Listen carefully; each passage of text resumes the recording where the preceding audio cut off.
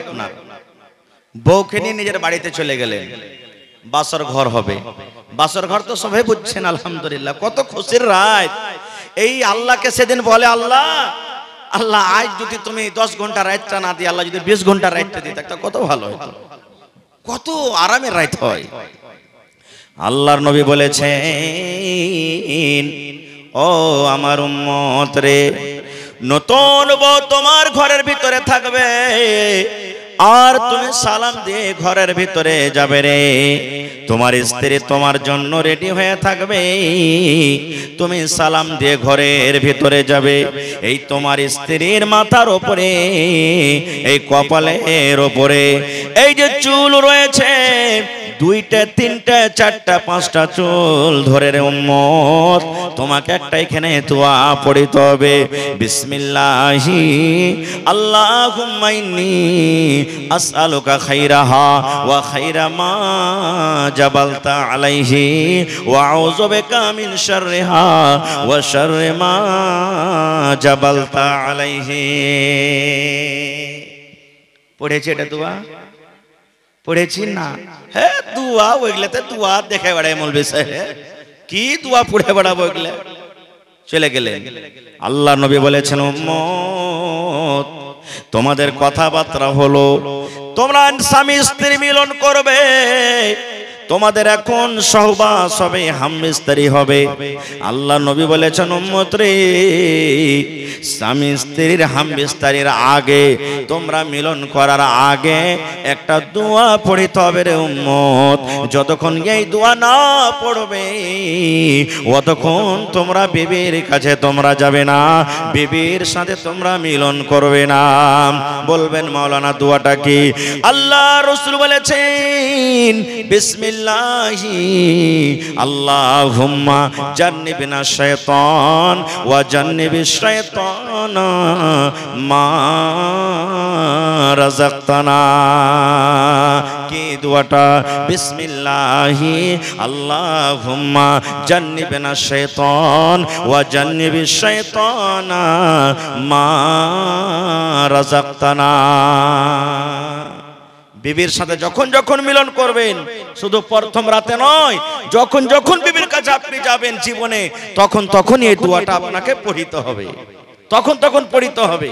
এবার বলবেন, হাজী মাওলানা দোয়াটা যদি আমরা না জানি, দোয়াটা মুখস্থি না থাকে, কি করব? মুখস্থি করতে হবে। দুনিয়ার সব কাজ আপনি করতে পারছেন। হ্যাঁ দাদু চাচা 5 বিঘা মাকে লাগালছি, কখন কোন ওষুধ দেব, কতটি বিছন লাগবে, কতটি খাদ লাগবে, দুনিয়ার সব কিছু তুমি করতে পারছো। তুমি লাখ টাকাতে বিজনেস করেছো, কিভাবে সওদা দিতে হবে, কিভাবে সামান কিনতে হবে, দুনিয়ার সব তুমি করতে পারছো, আর শরীয়তের একটা দোয়া তুমি শিখতে পারো না? বলবেন মাওলানা দোয়া মুখস্থি নাই, বিবির কাজে চলে গেলাম, বিনা দোয়াতে চলে গেলাম, আমার কি নোকসান আছে, কি ক্ষতি আছে? আল্লাহর নবী বলেছেন, উম্মত তুমি বিনা দোয়াতে বিবির কাছে তুমি চলে গেলে, বিনা দোয়াতে তুমি বিবির কাছে চলে গেলে, তুমি দোয়াটা পড়লে না। যতবার তুমি বিনা দোয়াতে বিবির সাথে মিলন করলে, তোমার সাথে সাথে তোমার বিবির কাছে শয়তান গেল। কতখানি ক্ষতি! এটা চোখে দেখতে পেয়ে না বলে আমরা একে গুনাহ মনে করি না, এটা চোখে দেখতে পেয়ে না বলে আমরা ক্ষতি করি না। আল্লাহুস সামাদ, হায়রে আমরা মুসলমান। তাহলে ভাই শয়তান কত বড় এখানে নোকসান করে আমাদেরকে দেখেন। এই দোয়াটা পড়বেন, শয়তান আপনার বাচ্চা থেকে দূরে থাকবে। আল্লাহুস সামাদ, ওই রাতের বেলাতে যদি আপনার মিলনে যদি আল্লাহ তাবারাক ওয়া তাআলা আপনার বিবির গর্ভে যদি সন্তান দেয়, আল্লাহ তাবারাক ওয়া তাআলা শয়তানের আক্রমণ থেকে আপনার ছেলেকে বাঁচিয়ে রাখবে। ভাই মুসলমান, আজকে আমরা এগুলো কোথায় শিখবো ভাই, কোথায় জানবো? আজকে আমরা এই মাদ্রাসা দিয়ে আমরা শিখবো। আল্লাহ তাবারাক ওয়া তাআলার মা নেই, মা আপনারা বলেন মা, বাবা, বেটা, বেটি, স্ত্রী, দাদু দাদি, নানা নানি কেউ নেই। এরপর আল্লাহ বিভিন্ন জায়গাতে বলেছেন, তার মধ্যে কোরআনে একটা সূরা আছে যে সূরাটা সবারই মুখস্থি আছে। কোন কোন সূরা না জানি তে সূরাটা জানবো, কেউ নেকি মনে করে, আর কেউ বিয়া করার লেগে নাকি। হ্যাঁ হ্যাঁ বড় হয়ে গেছে, পড়িতে যায়নি কোনোদিন, 18-20 বছর বয়সে গেছে। দাদু কইবে, দাদিয়ে কইবে, রে হুদমা মরা, কাল বাদ তোকে পরশু দেখতে পারবে লিসিয়ালা, তুই যে একটা সূরা দোয়া পড়িস না, তুই মুখস্থ কর। তো আলহামদু সূরাটা ভাঙা চোরা করে শিখবে। আর ওখন যখন বলবে যে ভাই তুমি জোড়া লাগিয়ে দাও একটা, তো জোড়া কুল আল্লাহ সূরাকে লাগাবে, তখন ওইটা একটা শিখবে নাকি। তো ভাই মানে জানুক বা না জানুক, কিন্তু আমরা জানি। তা আল্লাহ ওই সূরাটা বলছেন কুল, হে নবী আপনি বলেন হু আল্লাহু আহাদ, আল্লাহ হলেন এক। এইবারে আল্লাহ রাসূল একটা হাদিস আছে, আল্লাহর নবী বলেছেন যে মানুষের রগে রগে খুন দৌড়ায় কি দৌড়াই না, লোকটা আপনি কাটবে, রক্ত বাড়াবে না বাড়াইবে। ভাই আমাকে সরাসরি দেখেছেন কিনা আমি জানি না, তবে আপনাদের এলাকাতে আজকে নতুন হয়তো মোবাইলে দেখেছেন। ভাই আমার, মানুষের যদি লোকটা কেটে দেয় তো রক্ত বের হবে না? আল্লাহর রাসূলের হাদিস, নবী বলেছেন যে মানুষের রগে রগে শয়তান দৌড়িয়ে বেড়ায়। ইহা তাককে আপনি নামাজ পড়বেন, দেখবেন যে কোন জায়গাতে টাকা রেখেছেন, কোন জায়গাতে খাইনির ডাব্বা রেখেছেন, কোন জায়গাতে বিড়ি রেখেছেন, কোন জায়গাতে পান রেখেছেন, কোন জায়গাতে আর কিছু রেখেছেন, মনে আসে না। আর যেমনি আল্লাহু আকবার বলে হাত বানলেন, ওরে আল্লাহ, পট পট পট পট পট পট করে সব মনে চলে এলো। আসে না ভুলা যাওয়া জিনিস নামাজে মনে আসবে। এটা কে করায়? আল্লাহ রাসূল হাদিস, যে যখন আপনি নামাজে দাঁড় হন শয়তান আপনার কাছে আসে, আর আপনার ব্রেনে আসা পড়ু, ব্রেনে বলে, ভিতরে ওয়াসওয়াসা দেয়, উজকুর কাজা, রে খ্যাপা, নামাজ পড়ে কি করবি তুই, এটা মনে কর, এটা মনে কর, আপনাকে খালি মনে করিয়ে বেড়াবে। ইয়াতে নামাজটা নষ্ট হবে না? হবে। প্রত্যেক বেমারির এলাজ আছে, নেই? আল্লাহ রাসূল সাল্লাল্লাহু আলাইহি সাল্লামের জামানাতে একজন সাহাবী এসে বলছেন, ইয়া রাসূলুল্লাহ, নামাজে খালি আমার যাইতে মনে চলে আসছে, কি করব? আল্লাহ রাসূল বলছেন, ফাস্তাইজ বিল্লাহ, বাঁ দিকে তুমি নামাজের হালাতে একটু মুখখানটা খালি এদিকে ঘুরিয়ে লাও, শয়তানের তিনবার থুথু করো তুমি, ফের এমন লাচ্চার ছোপ দিয়ে না যে পাঞ্জরালা ফের ভেজা না যায়। একবারে সামান্য, যেমন মা খালারা নজর না লেগে যায় ছেলে পেলেকে তেল কাজল দিবে তখন থুতু করে না, এরকম আপনি থুতু করবেন। একটা মনে শিখলেন হাদিসের কথা, যে নামাজ পড়িতে খাড়ো হয়েছেন, যাইতেই মনে চলে আসছে, কি পড়বেন ভাই? আউযু বিল্লাহি মিনাশ শাইতানির রাজিম পড়ে বাঁ দিকে একটু মুড়িখান কাট করে থুতু করতে হবে আপনাকে। তো শয়তান দেখেন কত পাওয়ারওয়ালা, আর রগে রগে কখন শয়তান চলে, আল্লাহ রাসূল হাদিসটা কখন বলেছেন জানেন? আল্লাহর নবী রমজান মাসে ইতিকাফ করছেন। ইতিকাফ বুঝেন আপনারা? ইতিকাফ বুঝেন?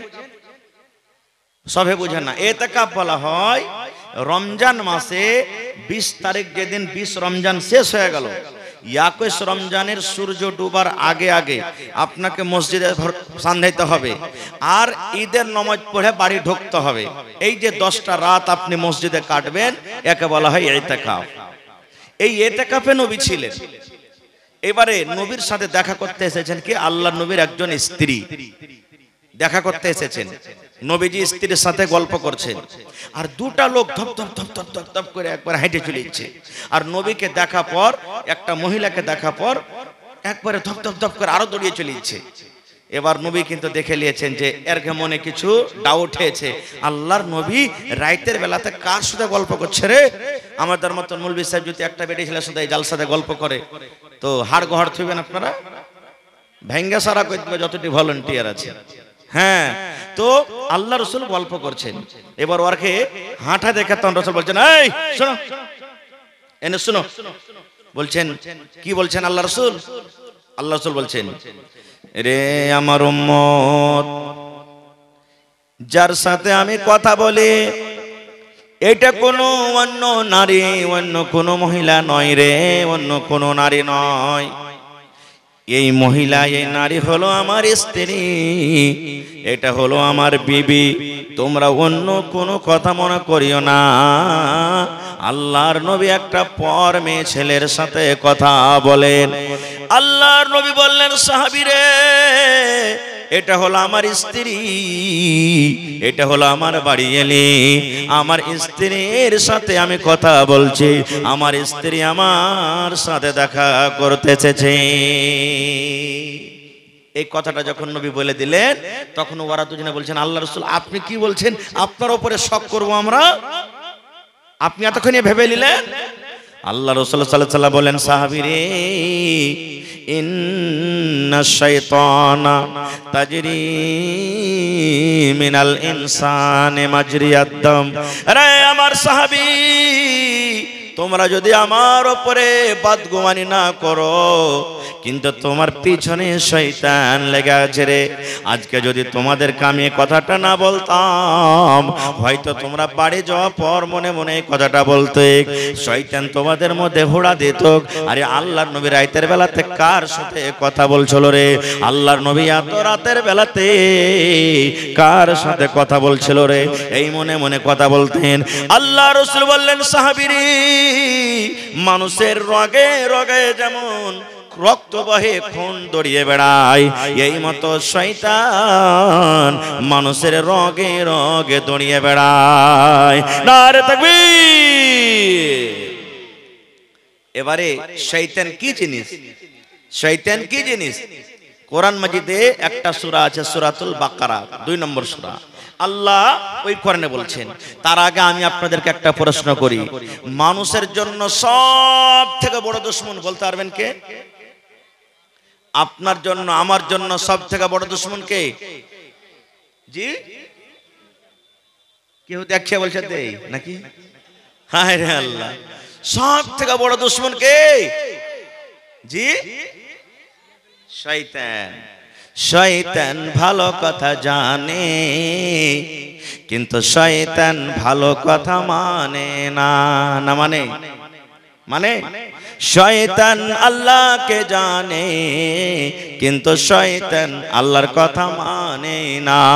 শয়তান কোরআনকে জানে কিন্তু শয়তান কোরআনের কথা মানে না। শয়তান নবীকে জানে কিন্তু শয়তান নবীর কথা মানে না। আপনি ভালো কথা জানেন, আপনি ভালো কথা মানেন, আপনি আল্লাহকে জানেন, আপনি আল্লাহর কথা মানেন, আপনি কোরআনকে জানেন, আপনি কোরআনের কথা মানেন। আপনি জানেন এবং মানেন বলে ঈমানদার। আর শয়তান ভালো কথা জানে কিন্তু মানে না, এই জন্য শয়তান হলো বেঈমান। জানার নাম ঈমান নয়, মানার নাম হলো কি? মানার নাম হলো কি? ঈমান। কেন সব থেকে বড় শয়তান হলো আমাদের দুশমন? কি কারণে, কেন বললেন? ভাইয়ে ভাইয়ে ঝগড়া লেগে গেছে বন্ধুরে, বাপ বেটাতে ঝগড়া লেগে গেছে, গ্রামে গ্রামে ঝগড়া লেগে গেছে। ওরে আল্লাহ, 5 লাঠি মেরে দেবেন, 2 লাঠি মারবেন, 3 লাঠি মারবেন। কিংবা গ্রামে গ্রামে ঝগড়া লেগেছে, মার্ডার হয়ে গেল, ইয়ার থেকে আর কিছু করতে পারবেন না, আপনাকে 10 বছর 5 বছর শাস্তি দিতে হবে। কিন্তু বন্ধুরে, শয়তান এত বড় দুশমন, শয়তান এত বড় দুশমন, শয়তান এত বড় শত্রু, শয়তান হলো একটা এত বড় এটম বম, শয়তান হলো এত খতরনাক মানুষের জন্য আল্লাহ রাব্বুল আলামিন 1400 বছর আগে এলান করে দিয়েছেন, ইয়া আইয়ুহাল্লাযীনা আমানু দুখুলু ফিস-সিলমি কাফা ওয়া লা তাত্তাবিউ খুতুওয়াতিশ শাইতান ইন্নাহু লাকুম আদুউম মুবিন। আল্লাহ রাব্বুল আলামিন ঈমানদারকে কত ভালোবাসেন। ওরে আল্লাহ, ঈমানদার যেন জাহান্নামের ভিতরে না চলে যায়, ঈমানদার বান্দা বান্দীরা যেন জাহান্নামের ভিতরে না চলে যায় রে। আল্লাহ ঈমানদার বান্দা বান্দীদেরকে এত ভালোবাসেন, আল্লাহ ঈমানদার বান্দা বান্দীদের প্রতি এত মায়া দয়া দেখান। আল্লাহ রাব্বুল আলামিন ঈমানদার বান্দা বান্দীকে ডাক দে বলছেন, ও ঈমানদার বান্দা বান্দী রে, ইসলামের ভিতরে ঢুকে যাও, ইসলামের ভিতরে ঢুকে যাও, ইসলামের ভিতরে পরিপূর্ণ হয়ে যাও। তারপরে আল্লাহ বলছেন, বান্দারে, এই আব্দুল্লাহ, আব্দুর রহমান, খালেদা, জায়েদা, হাবিবা, শুন, ইসলামের ভিতরে ঢুকে যাওয়ার পর ওয়ালা তাত্তাবিউ খুতুওয়াতিশ শাইতান। খবরদার রে, যতদিন দুনিয়াতে বাঁচবি শয়তানের ইত্তেবা করিস না, শয়তানের ইত্তেবা করিস না। শয়তান যে কাজ করতে বলবে শয়তানের কথা তোরা মানবি না। তারপরে আল্লাহ বলছেন কেন মানবি না, কেন মানবি না, শয়তানের কথা কেন শুনবি না? আল্লাহ বলেন ইন্নাহু লাকুম আদুউম মুবিন। শয়তান হলো সব থেকে তোমাদের বড় প্রকাশ্য দুশমন। নারে তাকবীর, আল্লাহু আকবার। হয়নি, হবে না, হতে পারে না আমার নবীর সাথে কারো তুলনা। হয়নি, হবে না, হতে পারে না আমার নবীর সাথে কারো তুলনা। হায়রে তুলনা তো দূরের কথা, ছায়াও মিলে না। হয়নি, হবে না, হতে পারে না আমার নবীর সাথে কারো তুলনা। হয়নি, হবে না, হতে পারে না আমার নবীর সাথে কারো তুলনা। সকল নবী রাসূল ছিলেন খোদার দিবানা, দু নয়নে দেখব খোদা ছিল তামান্না। সকল নবী রাসূল ছিলেন আল্লাহর দিবানা, দু নয়নে দেখব আল্লাহ ছিল তামান্না। আরে মর নবীকে ডেকে নিলেন, আরে মর নবীকে ডেকে নিলেন দেখবে রব্বানা। হয়নি, হবে না, হতে পারে না আমার নবীর সাথে কারো তুলনা। হয়নি, হবে না, হতে পারে না আমার নবীর সাথে কারো তুলনা। হায়রে তুলনা তো দূরের কথা, ছায়াও মিলে না। হয়নি, হবে না, হতে পারে না আমার নবীর সাথে কারো তুলনা। ইউসুফকে দেখে যারা আঙ্গুল কেটেছে তারা কি আমার নবীর রূপ দেখেছে? ইউসুফকে দেখে যারা আঙ্গুল কেটেছে তারা কি আমার নবীর রূপ দেখেছে? আরে দেখতো যদি কেটে দিত, আরে দেখতো যদি কেটে দিত কলিজা খানা। হয়নি, হবে না, হতে পারে না আমার নবীর সাথে কারো তুলনা। হয়নি, হবে না, হতে পারে না আমার নবীর সাথে কারো তুলনা।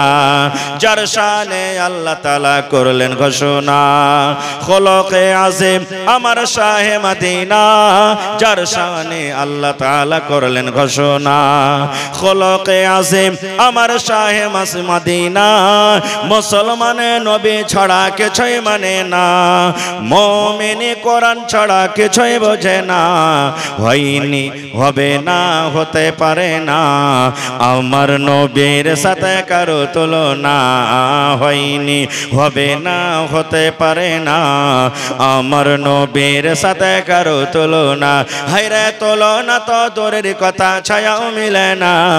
হয়নি, হবে না, হতে পারে না আমার নবীর সাথে কারো তুলনা। নারে তাকবীর। তাহলে সব থেকে বড় দুশমন কে? জোরে বলেন। শয়তান কত দূরে দূরে যায় জানেন? আচ্ছা, এখানে যতটি লোক আছেন আল্লাহর দয়াতে মোটামুটি 5 ভাগ কইরা 4 ভাগ মানুষের বিয়ে হয়ে গেছে আশা করছি, নাকি জি ভাই? হানা বলেন, বিয়ে হয়ে গেছে। কিন্তু দাদুরে, বিবির কাছে যে আপনি গেলেন, শরীয়তে কথা বলছি, এই বিবির কাছে যেতে গেলে যে একটা মন্ত্র পড়তে হবে, দোয়া পড়িতে হবে, এই দোয়াটা কি আমরা পড়েছি ভাই? বেয়াদবি মাফ করবেন ভাই, ছেলে হিসাবে বলছি। যতটি লোক এখানে বসে আছেন, যদি ভাই একটা একটা করে বলি, ভাই কয়টা ছেলে হইলো না তো 5টা হইলো, কয়টা হইলো না তো 10টা হইলো, কয়টা হলো না তো 18টা হইলো, কয়টা হলো না তো 3টা হইলো। ভাই, বিবির কাছে যে যেতে হবে, নবী বলেছেন একটা দোয়া পড়িতে হবে, দোয়াটা একটু বলেন তো। কে জানি যে বলে সাহেব জানি না, এটাই বলবো। 50টা লোক বলতে পারবো কোন রকম, 1 মিনিট, বাকি গেল আমরা বলতে পারবো না। 1 মিনিট। ভলেন্টিয়ার হাজরাত, তোমরা একটা দায়িত্ব নিয়েছো, দায়িত্বটা ভালোভাবে পালন করার চেষ্টা করো। মহিলা পান্ডালে একটা মানে ভলেন্টিয়ার নাই, এবং ছেলে পান্ডালও নাই, রাস্তাই নাই। সেক্রেটারির তো পক্ষ থেকে এটা আবেদন যে তোমরা যখন কাজের দায়িত্ব নিয়েছো তো দায়িত্বটা ভালোভাবে নিভাও। ভলেন্টিয়ার, তোমরা নিজ নিজ দায়িত্বকে ভালোভাবে আদায় করার চেষ্টা করো। ভাই আমার একবারে শর্টে বলছি, বিয়ে হয়ে গেল আপনার, বউকে নিয়ে নিজের বাড়ি চলেন। আল্লাহ তাবারক ওয়া তাআলার পাওয়ারের কথা আমি বলেছিলাম যে আল্লাহ তাবারক ওয়া তাআলার পাওয়ার কি। আচ্ছা বলেন তো, একদিন দুনিয়া ছেড়ে আমরা চলে যাব, একদিন এই দুনিয়া আমাদেরকে ছাড়তে হবে, এইটার পুরো আমাদের বিশ্বাস আছে না নেই ভাই? জোরে বলেন, একদিন মরতে হবে, বিশ্বাস আছে না নেই? আল্লাহ তাবারক ওয়া তাআলা একদিন আমাদেরকে আবার জীবিত করবেন, আর জীবিত করার পর জীবনের সব হিসাব এক এক করে আল্লাহর সামনে দিতে হবে, এটার বিশ্বাস আছে না নেই? জোরে বলেন, বিশ্বাস করতে হবে, না হলে পূর্ণ মুসলমান হইতে পারবো না। আল্লাহ নবী বলেছেন 6খানা জিনিসের পরে তুমি ঈমান আনতে হবে। আমানতু বিল্লাহি ওয়া মালাইকাতিহি ওয়া কুতুবিহি ওয়া রুসুলিহি ওয়াল ইয়াউমিল আখিরি ওয়া তুমিনা বিল কদরি খাইরিহি ওয়া শাররিহি। ঈমান আনতে হবে আখিরাতের প্রতি, যে আল্লাহ তাবারক ওয়া তাআলা আমাদেরকে আবার আখিরাতে জীবিত করবেন।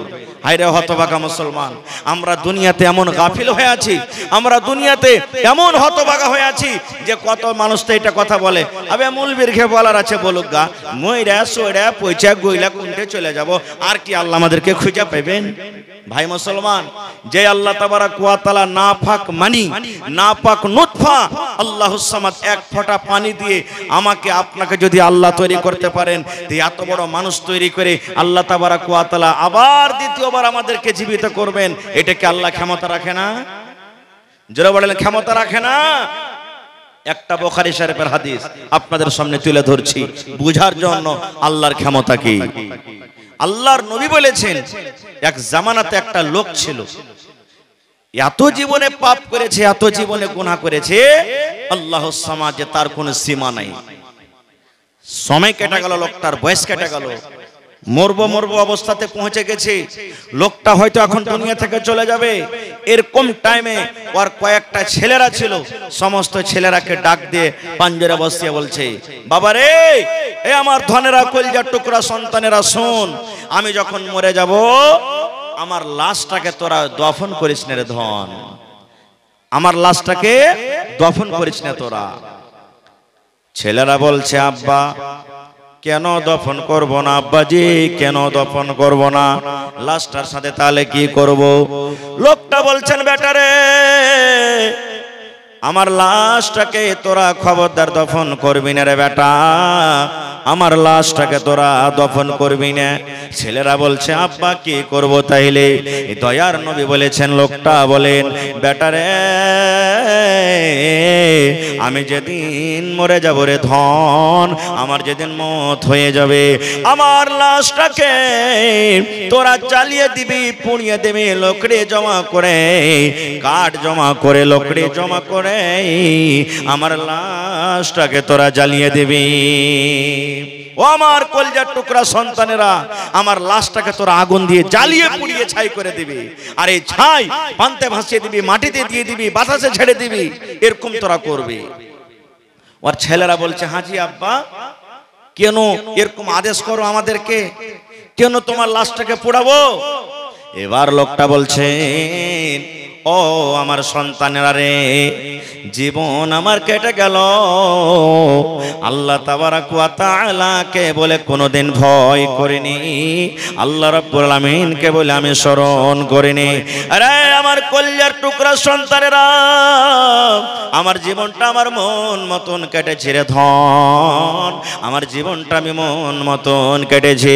আল্লাহ রাব্বুল আলামিন যেই মতো আমাকে চলতে বলেছেন সেই মতো আমি চলিনি, যে জায়গাতে যেতে বলেছেন সেই জায়গাতে আমি যাইনি, যে জায়গা থেকে নিষেধ করেছেন সেই জায়গাতে আমি মানিনি, চলে গেছে। নিজের মন মতন জীবন কেটেছি, আল্লাহকে জীবনে কোনোদিন ভয় করিনি রে ধন, জান্নাতের প্রতি বিশ্বাস রাখিনি। মরার পর পাপী গুনাহগারকে আল্লাহ রাব্বুল আলামিন জাহান্নাম দান করবেন, এই জাহান্নাম বলে আমার কোনোদিন ডর হয়নি, আমার জাহান্নাম বলে কোনোদিন ভয় হয়নি। এই যে মরার পর কবরে প্রশ্ন হবে, এই মরার পর আল্লাহ রাব্বুল আলামিন কবরে পরীক্ষা করবে, এই কবরের পরীক্ষা বলে আমার কোনোদিন ভয় হয়নি।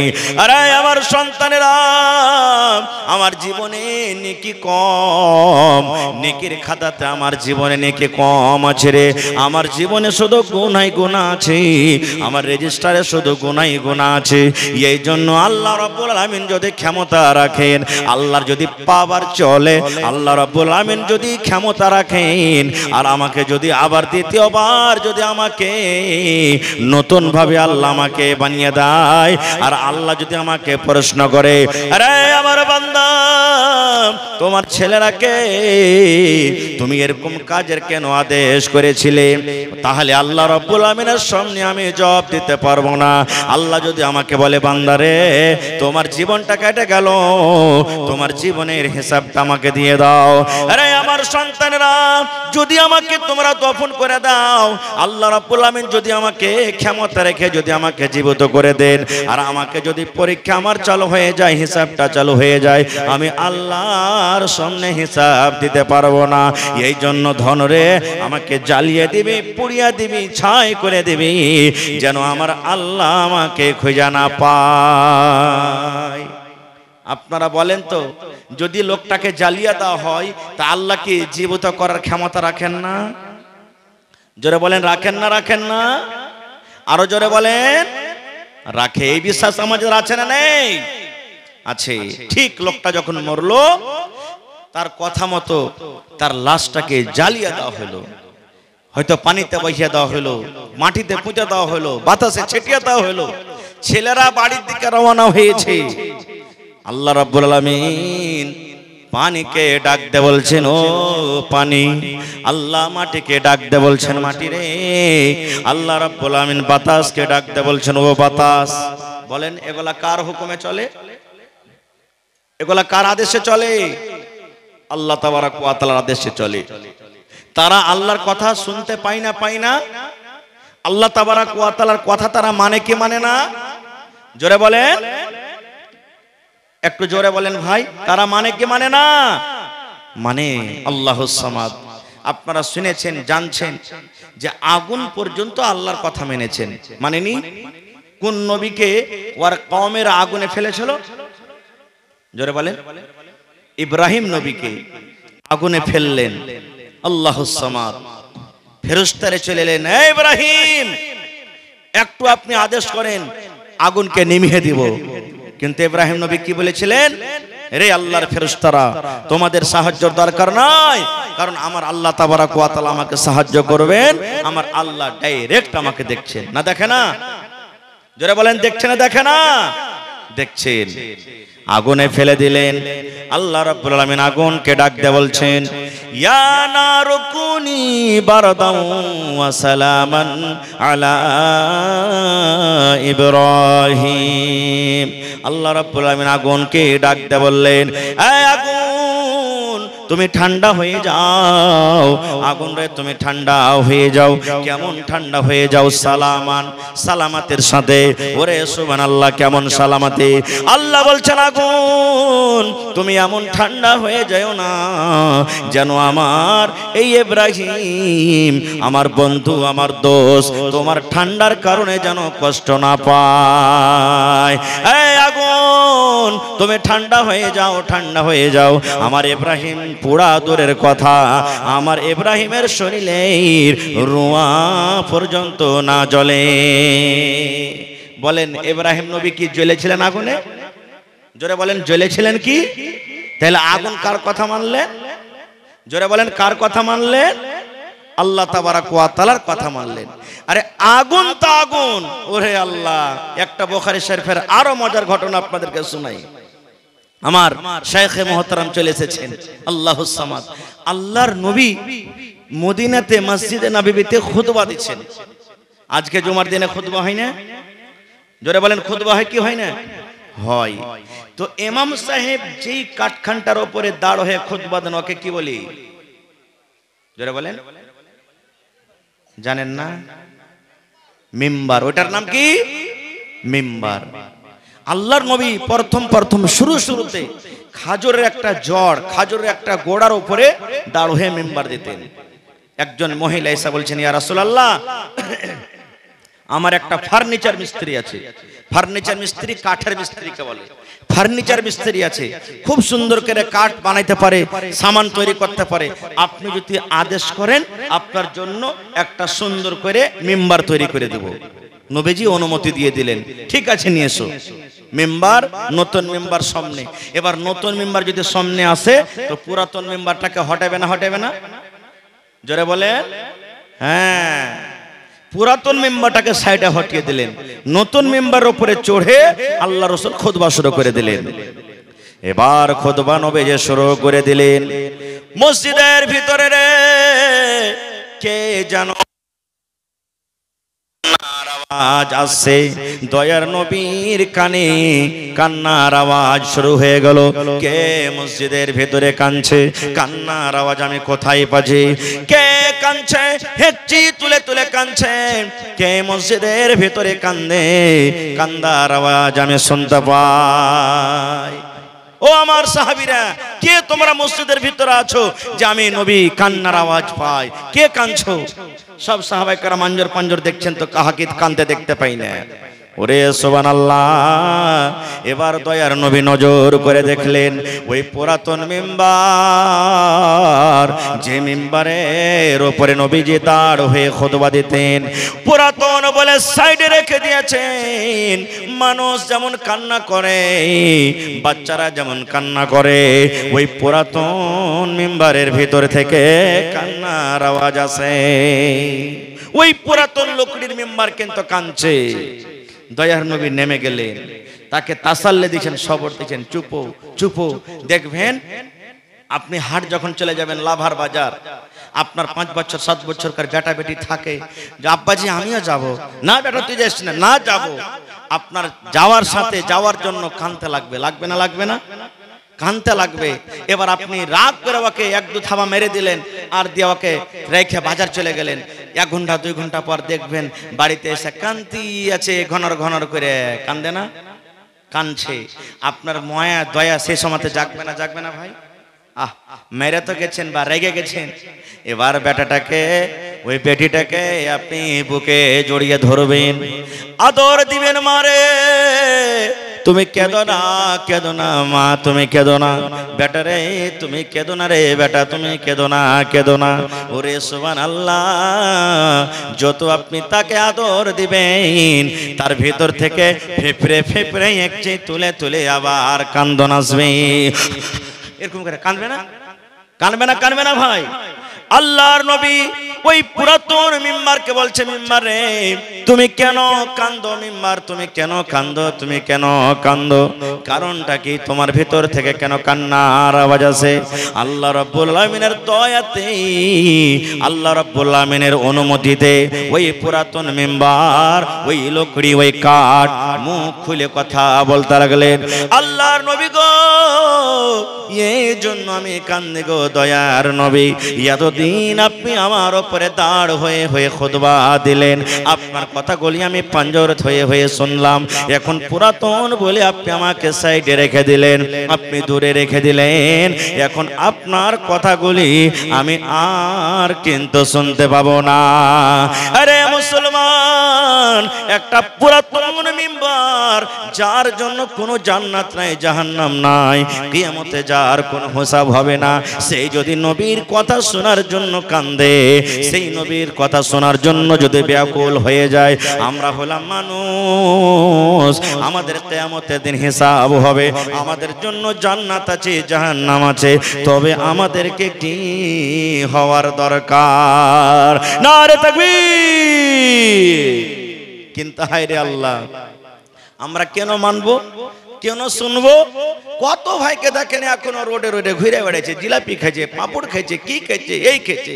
আপনারা বলবেন হ্যাঁ যে মাওলানা লোকরির মেম্বার কি কথা বলতে পারে? জি, আল্লাহর তো এটাই হলো পাওয়ার। আল্লাহ যা করেন, যা ইচ্ছা তাই করতে পারেন। আল্লাহর কাছে কোনো জিনিসের কমি আছে ভাই? বলেন কমি আছে কি? আল্লাহ তাবারাক ওয়া তাআলার কাছে কোনো জিনিসের কমি নাই। এই যে আজকে আমরা মুখ দিয়ে কথা বলি, কি দিয়ে কথা বলি? মুখ দিয়ে কথা বলি। আল্লাহ তাবারাক ওয়া তাআলা কিয়ামতের দিন সূরা ইয়াসিনে বলছেন, আল-ইয়াওমা নাখতিমু আলা আফওয়াহিহিম ওয়া তুকাল্লিমুনা আইদিহিম ওয়া তাশহাদু আরজুলুহুম বিমা কানু ইয়াকসিবুন। আচ্ছা বলেন তো, আপনার বাড়িতে একটা গাই আছে আর ওর বাচ্চা আছে 1-2 মাসের। বাচ্চা যেন দুধ না খাইলে ছুটে, তখন ওর মুখে আমরা কি দিই? ওইটা টুনি বলি আমরা। আপনারা কি বলেন? টুনি বলেন নাকি? কিংবা আপনি হাল বাইতে গেছেন, চারিদিকে ফসল আছে, এবার গরুতে হাল বাইবেন আপনি, যেদিকে ফসল থাকছে ওদিকের মুখে, ওই গরুটার মুখে আমরা টুনি দিই যেন ওই ফসল না খেয়ে লাই, নাকি? ওরে সুবহানাল্লাহ। আল্লাহ তাবারাক ওয়া তাআলা কিয়ামতের দিন এই মানুষকে সওয়াল করবে, প্রশ্ন করবে, হিসাবের কাঠ ভরাতে আল্লাহ দাঁড় করাইয়া দেবেন। মানুষ যেন মুখে মিথ্যা কথা না বলতে পারে। মানুষের কাজ হলো মিথ্যা কথা বলবে। আল্লাহ রাব্বুল আমিন বান্দারে আল ইয়াউমা নাখতিমু আলা আফওয়াহিহিম, মানুষের মুখে আল্লাহ রাব্বুল আমিন মোহর লাগিয়ে দেবেন, টুনি লাগিয়ে দেবেন, ফেভিকুইক লাগিয়ে দেবেন। ওরে সুবহানাল্লাহ। বলবেন মাওলানা, মানুষের মুখে যদি মানুষ আল্লাহ টুনি লাগিয়ে দেয়, মানুষের মুখে যদি মোহর লাগিয়ে দেয়, মানুষের মুখ যদি বন্ধ হয়ে যায়, কথা কেমন করে বলবে? আল্লাহ তাবারাক ওয়া তাআলা হাতকে বলবে, হাত রে বল, বল রে হাত তুই বল, দুনিয়াতে আমি তোকে ক্ষমতা দেনি, শক্তি দেনি রে হাত, যে তুই দুনিয়াতে কথা বলবি।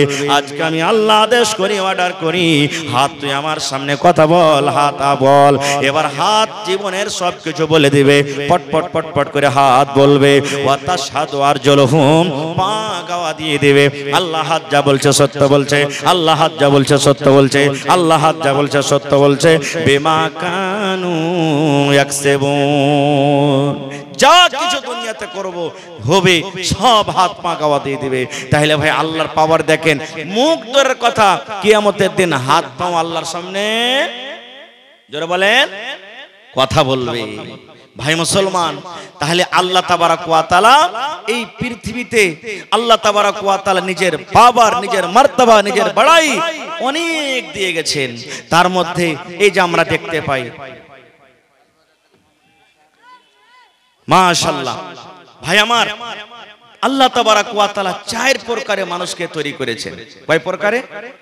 4 প্রকারে আল্লাহ তাবারাক ওয়া তাআলা একজন মানুষ তৈরি করেছেন, যার মাও নাই, বাপও নাই। তার নাম কি বলেন? আদম আলাইহিস সালাম। আল্লাহ তাবারাক ওয়া তাআলা একজন মানুষ তৈরি করেছেন, আল্লাহুস সামাদ। এই পুরুষ হযরত আদম আলাইহিস সালামের রিড়ের টেঁড়া হাড্ডি থেকে আল্লাহ তাবারাক ওয়া তাআলা মা হাওয়াকে তৈরি করেছেন। আল্লাহুস সামাদ। 2 প্রকার হলো, একজনের মাও নাই, বাপও নাই, আর একজনের ধরেন যে বাপ আছে তো মা নাই। 3 নম্বরে আল্লাহ তাবারাক ওয়া তাআলা মানুষ তৈরি করেছেন, মাও আছে, বাবাও আছে, যেমন হলাম আমরা। আল্লাহ তাবারাক ওয়া তাআলা একজন মানুষকে তৈরি করেছেন, যার বাপ নাই কিন্তু মা আছে শুধু। মার পেট থেকে দুনিয়াতে এসেছেন, মা আছেন কিন্তু আব্বা নাই। বলবেন হ্যাঁ, এটা কেমন কথা? বিনা বাপে কি সন্তান হয়?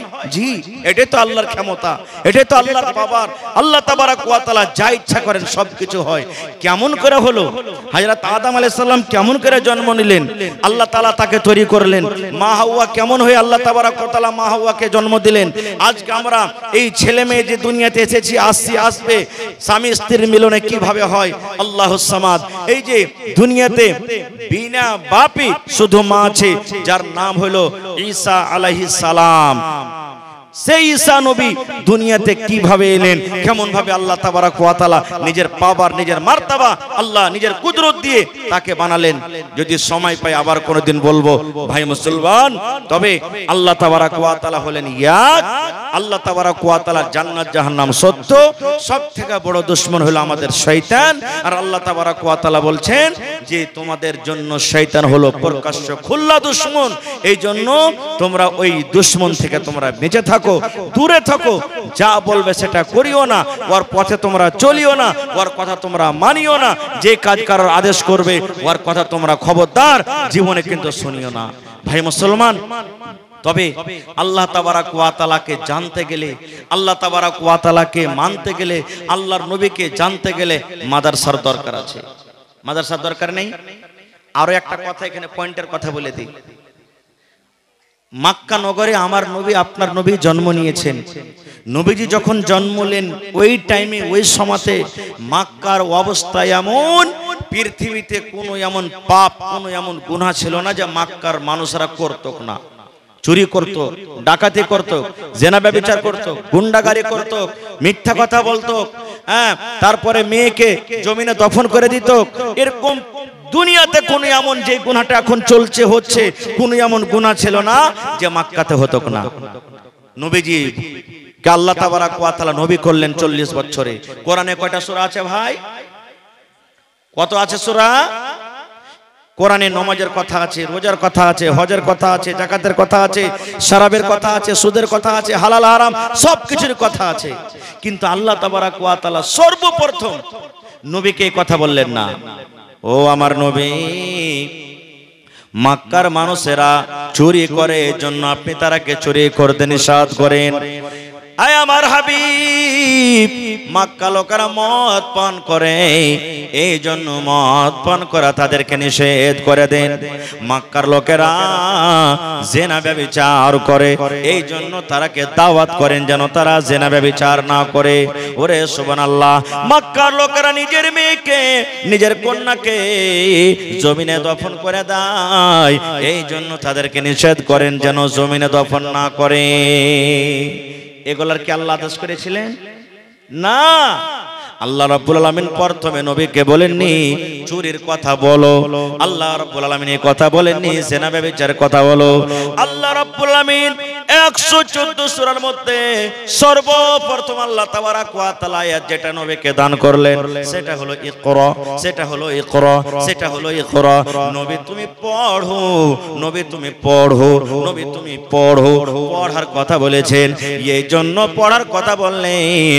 মানুষ যতদিন না পড়বে, মানুষ যতক্ষণ পড়ালেখা না করবে, ততক্ষণ মানুষ আল্লাহকে বলে চিনতে পারবে না। মানুষ যখন পড়ালেখা করবে, মানুষের ভিতরে যখন ইলম আসবে, মানুষ আপনি আপ ভালো মন্দ জানতে পারবে, কোনটা জায়েজ কোনটা না জায়েজ মানুষ বুঝতে পারবে। মাই বাপের কেমন সেবা করতে হয় মানুষ জানতে পারবে। মানুষরা যদি পড়ালেখা করবে, মানুষরা জানতে পারবে জেনা করা গুনার কাজ কি নেকির কাজ, মানুষরা জানতে পারবে। এই জন্য আল্লাহ তাবারাক ওয়া তাআলা সর্বপ্রথম যেটাকে নবীকে তোহফা দিলেন, গিফট দিলেন, ওহী দান করলেন, সেটা হলো পড়ো, সেটা হলো পড়ো। আর হায়রে হতভাগা মানুষ, আজকে আমরা উম্মত হয়ে যেই নবীকে আল্লাহ রাব্বুল আমিন সর্বপ্রথম পড়ার কথা বলেছিলেন, আজকে সেই নবীর উম্মত গোটা পৃথিবীতে সব থেকে পড়াতে আমরা কম। ঠিক না বেঠিক? জোরে বলেন। কত ভাই তো কহে পড়ে লেখে কি করবি, হ্যাঁ এই দেখ তো এটা মৌলবী রেখে দেখ, পড়ে লেখে কয়টা নৌকরি পেয়েছে, কয়টা কি পেয়েছে, এই যে আমাদের বেরেনে বসে গেছে। ভুল। পড়া লেখা করে নৌকরি করতে হবে, চাকরি করতে এটা জরুরি নয়। আল্লাহ রসুল পড়ালেখা করেছিলেন, আল্লাহ তাকে তালিম দিয়েছিলেন, সাহাবায়ে কেরাম পড়েছিলেন। আর পড়ার মান তারা কত বুঝতেন জানেন?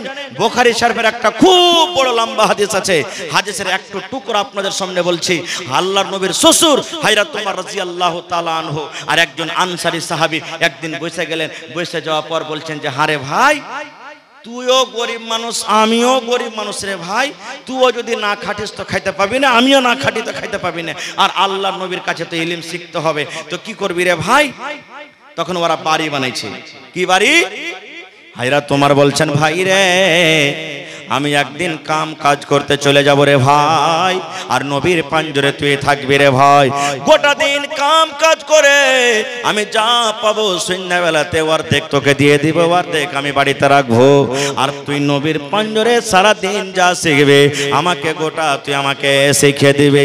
তারপরের দিন আমি নবীর পাঞ্জরে থাকবো, ইলম শিখবো। তুই মাঠে কাম কাজ করতে চলে যাবি, আমি যা ইলম শিখবো সন্ধ্যাবেলাতে তোকে শিখিয়ে দিব। আর তুই কাজ করে যা পাবি আমার ছেলে মেয়ের জন্য হাফ, আর তোর ছেলে মেয়ের জন্য হাফ করে তুই বাড়িতে রাখবি। এটা হলো কি? আল্লাহুস সামাদ সাহাবায়ে কেরাম দেখেন বড় বড় ইলম শিখেছেন। আজ যতটি লোক এখানে বসে আছেন আমি যদি বলি ভাই রে এক রাকাত নামাজ পড়ে দেখান তো কেমন করে নামাজ পড়িতে হয়, হাফু কানা পারবে না পড়িতে। বড় হয়ে গেছে যে মুলি সাহেব শিখতে পারি না, শরম লাগছে।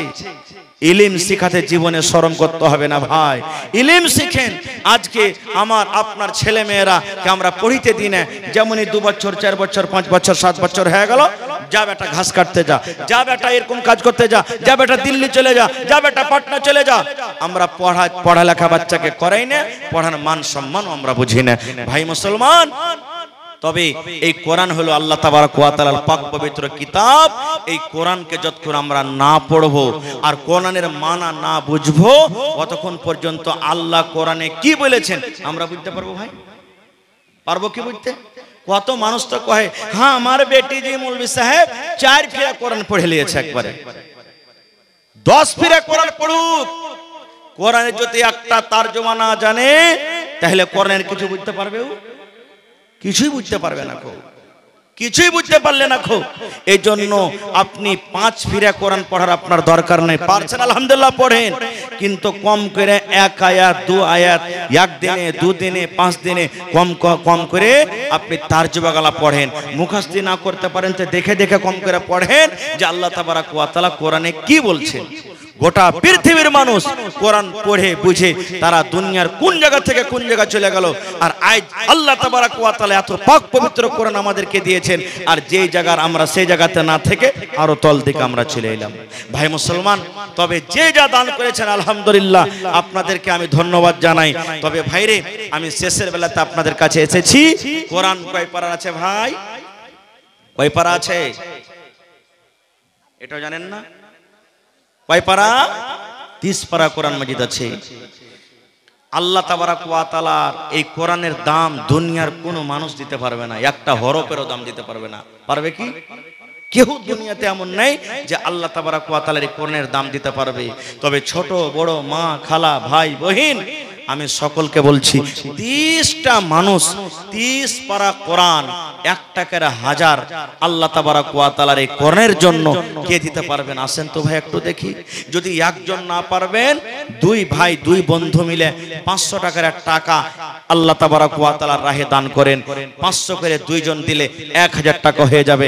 এই দেখেন সর্বপ্রথম আমার হাতে 1 পারা কোরআন মাজিদের দাম এসে গেছে, আমার একজন কোনো ভাই দান করেছেন। নারে তাকবীর। আসেন তো ভাই 2 নম্বরে মা খালারকে বলবো, দেখি কোনো আমার মা খালা দাদি